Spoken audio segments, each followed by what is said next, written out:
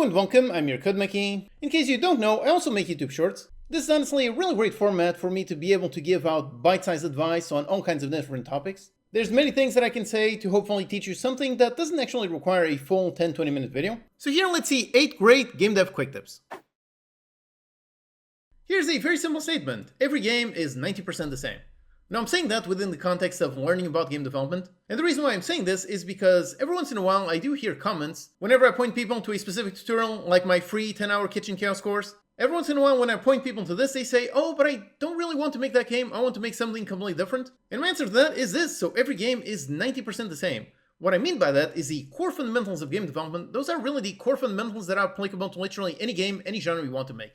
For example, the game in this course, this involves a bunch of interactions, involves a player controller, it involves working around with data, it involves working around the UI, doing all kinds of interesting things. And if you're trying to make your own Hollow Knight, that is basically going to have 90% of it. You're also going to have a player controller, you're also going to have interactions, you're going to have enemies, you're going to have physics, you're going to have skills, you're going to have lots of things that again, the core of it is always very much the same. So my advice for beginners is always, basically, don't get stuck in analysis paralysis trying to think that you need to find the perfect tutorial that teaches you how to make the exact game you have in your head. No, just look for something more general, because you are going to learn the core concepts, the basics, and once you know those core concepts, those basics, like I said, every game is basically 90% the same, so if you know those 90% really solidly, then you can just really use your brain to apply the different 10%, and you can basically build any game you want to build.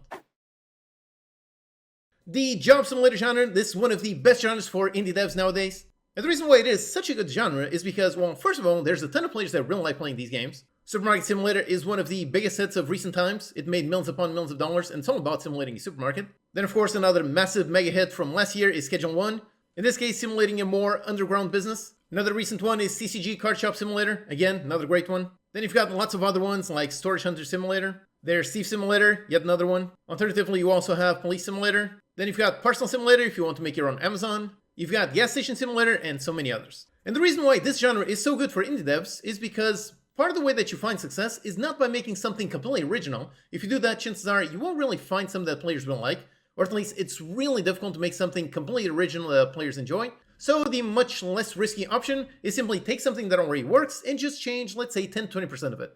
And this genre is really great because it can do literally that. You can take 90% of the mechanics of these kinds of games, so basically just look around, interact with things, and that's basically it. So you can take 90% of it and really just change the 10% of it, basically just change the theme of it. So like we saw, you can run a supermarket, you can run an underground business, you can run storage, gas station, literally anything. You can just take those mechanics and apply a different theme on top of it, and if the theme is interesting enough, then the odds of finding success are much higher, because again, at least you know that the core players, they already are going to enjoy the core gameplay loop. So as long as you pick an interesting theme on top, it basically makes that project much less risky as opposed to if you try to come up with something completely original, or if you do, maybe you build the next Electro, or maybe nobody really cares because it's way too original.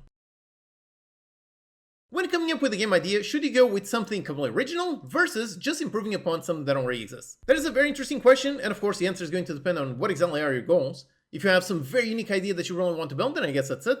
But if you're just trying to think, okay, for my next project I want to find a certain level of success, so out of these two options, which one would be the better option? And on this one, I would only say, yep, definitely go for improvement as opposed to something original. The reason is because if you go for something that's just an improvement, then you already know that at least the core of it does work. For example, if you go for a similar game and you take basically 80% of the mechanics on all of these similar games, you already know that your players are going to enjoy at least these core mechanics because they already enjoy them. So you really just need to come up with an original 20%, just a slight twist on top of that formula, and basically you are guaranteed that players will at least enjoy part of it, and hopefully they also enjoy your twist so they enjoy the whole thing. Whereas if you go for something completely original, that can technically work, but obviously it's going to be much more risky because if it is something truly original, then you don't really know are players going to enjoy this or not. Now technically you could make the next Balatro. That is a very unique game, something that came out of nowhere and really just completely created a brand new genre basically. If you do this, then yeah, this one found an insane amount of success, so technically it is possible to find a lot of success with Originality. But of course, for every single Balatro, there's a ton of other games that went just way too original, and players just couldn't quite understand what exactly was interesting behind that. If you go for something original, you do have the extra challenge of basically teaching the player what is interesting about your game, how your game is unique, and how it's actually better than things they're used to playing. Whereas if you go for something that's just an improvement, you already know, okay, you already enjoy this part of the game, really just apply these 20%, and if you also enjoy these 20%, then you will enjoy the whole thing. So out of these two options, if your goal is to find success with your games, then I would say the much less risky option is simply go for improvement as opposed to something that is 100% original. One thing that is very important for you to know is the concept of the edge of your knowledge. This is basically when you're trying to follow some tutorial, some course, trying to learn literally anything, and at a certain point everything is working fine, but then you get to a certain point where things suddenly become quite a bit more difficult. And every once in a while I get a comment of someone that hit really just that one specific point, and all of a sudden they think that they're doing something wrong and they need to find a different tutorial, a different course, they need to find someone else to teach them something in a completely different way. They think there's some kind of problem, when reality is this right here. This is a perfectly natural part of the process that is normal. It is perfectly normal that as you're going through things that you're already familiar with, that things become quite a bit easier. For example, if you already know programming basics, then learning about variables shouldn't really be challenging at all. But then, as you get to the edge of your knowledge, as you get to the point where you are just beyond the point where you do understand these things and you don't understand the next things, when you get to that point, it is perfectly normal for things to become quite a bit more difficult. Because again, because you are at the edge of your knowledge. And the only way to expand your knowledge is basically to push upon that edge. And of course, as you push upon that edge, you reach the other edge. And then you have to push onto it a bit more, then reach another edge, and so on and so on and so on. And basically that's how you learn literally anything. This type of comment is something that I see a lot in my complete courses. For example, on this beginner course, because it starts off completely on the beginner level, literally teaching you how to make variables, how functions work, and so on. So pretty much nobody has any problems in the first, let's say, 3 hours of this course. But once you get to the second half, things definitely do start to go up in difficulty until about the intermediate level. And at that point, that's where I start to see these comments. People thinking that they're doing something wrong, that they need to somehow switch things and do something entirely different. But the answer is nope, you don't have to do anything differently. You really just have to push through it. That difficulty means you are at the edge of your knowledge. And if you do want to gain more knowledge, if you do want to be more skilled, you just have to push through it. And once you do, then when you go back, you will see that what was previously your edge of your knowledge, now it is easily comfortable, and now your edge is quite a bit further, and you basically just keep doing that forever until you have all the knowledge you want. 20,000 developers made this huge mistake, so definitely make sure you don't do this. The mistake is how tons and tons of devs make their first game, but then very few go on to make 2, 3, 4, 5 games and so on. And this is a big mistake because in this industry, making games, the closest thing there is to some kind of cheat code is basically experience. The more games you make, the better you become. So if you make just one game and then basically quit, if so, then you'll lose out on the awesome learning you get from games 2, 3, 10 and so on. The very first game you will make tons of mistakes. That's perfectly normal. In fact, on every single game you make, you are going to make mistakes. But on the next game you make, you will not make those mistakes. You will definitely make some different mistakes, but you won't make those. So basically, the more games you make, the fewer mistakes you will make, which basically increase your odds of finding success. The odds of you doing everything perfectly and finding a ton of success on your first game are very low. Basically, if you go on Steam and you look up the popular new release list, if you go through each one of these individually, you will see how chances are pretty much almost none of them are going to be their developer's first game. The odds of you finding success on the very first thing is very rare, and every single game you make will give you more experience, which will increase the odds of finding success. So I really recommend you don't stay stuck over here on this one. I really recommend you make your first game, gain a ton of knowledge, then take everything that you learn, apply it to game number 2, 3, and so on. And if you do that, the odds of you finding success in the long run increase massively. One question that I get all the time is how exactly do you stay motivated for months on end whilst making a game? And my advice to that is quite simple. I recommend you do not rely on motivation and rely on self-discipline instead. Basically, this is because motivation is something that is very random that you have no control over. One day you feel really motivated, the other days not so much. And if your goal is to make games as a living, if your goal is to do this seriously, if so, then you can't really rely on that randomness. You can't just decide to work a lot on one day and then work nothing on the next day. So for that, if you are trying to make games as a professional, if so, then I highly recommend you do learn some self-discipline. And my definition of self-discipline is very simple. It is basically that you do what you need to do, whether you feel like it or not. That's really it. There's no magic answer beyond that. If you want to be a professional, then that means you do the work that needs doing, regardless of whether you feel like it or not. That means that on the days that you don't really feel like it, you still do the work, and on days that you do feel like it, you also do still put in the work. One excellent thing is how the self-discipline is actually a skill. It is a skill that you can learn, you can gain. Personally, I used to be terrible at that. When I first started making Steam games back in 2013, back then I was pretty terrible at it. Back then, I couldn't really force myself to work too much. So for the most part, I was relying on motivation. So some days I did work quite a lot, other days not so much. And when I started trying to force myself to work, I was only able to force myself about 1 to 2 hours per day.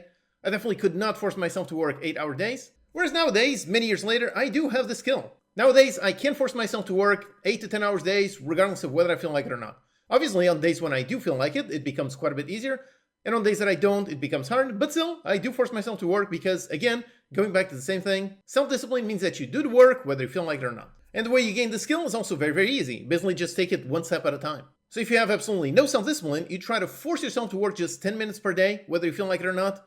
Then on the next day, you try to force yourself to work 20 minutes, then 30 minutes, 1 hour, 2 hours, and so on. And eventually, over time, you'll be able to force yourself to work 8 to 10 hour days, regardless of whether you feel like it or not. And when you do that, you will be able to achieve many more things.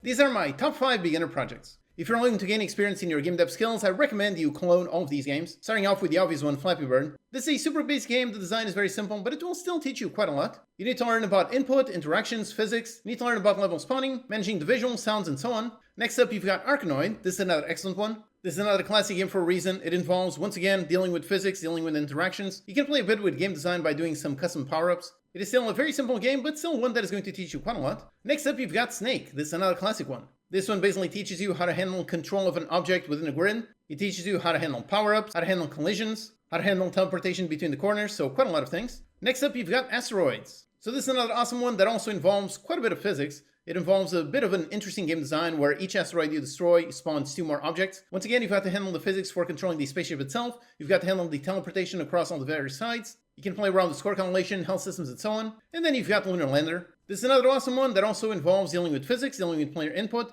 identifying crashes in lanes, and keeping track of all kinds of nice, interesting stuff. I've got a full free course on making a nice Lunar Lander game. So yep, if you build all 5 of these projects, if you do that, you will gain a massive amount of knowledge. Here are 5 more beginner projects. I already covered these 5 in a previous short, so Flappy Bird, Arkanoid, Snake, Asteroids, and Lunar Lander. All of these are great beginner projects. And here we've got 5 more, so starting off with Space Invaders. This is an excellent one that this one now teaches you about AI. You've got to handle all the various aliens and how they are shooting the player. You've got to handle the collisions for the bullets hitting either the enemies, either the player, or those little defenses. You've got to keep track of score, and you've got to keep track of the difficulty. As there are fewer and fewer aliens, they should move faster and faster, making the game harder and harder. Then you've got Pac-Man, another great classic one. So this one also involves some very interesting AI use cases. If you research the AI for all of these ghosts, they all have a very specific AI. Then you've got to handle the control of the player and all the various bonuses. You've got to handle the both states of the normal state and the defeated state. And you've got to handle the teleportation from one corner to the next. Next up, we've got Angry Birds. If you want to learn about physics, then yep, this is a great little game to clone. The player handles pushing back on that little slingshot, and as they throw, it should apply physics to the bird should fly along with physics, and then you've got to handle all of the physics interactions, so as it hits something, it should either destroy the pig completely, or maybe it should just deal damage and let the pig fall down. So you've got to handle, for example, does this force on the pig, is this enough of a force to destroy it or not? Then you've got to handle the 3-star systems and so on.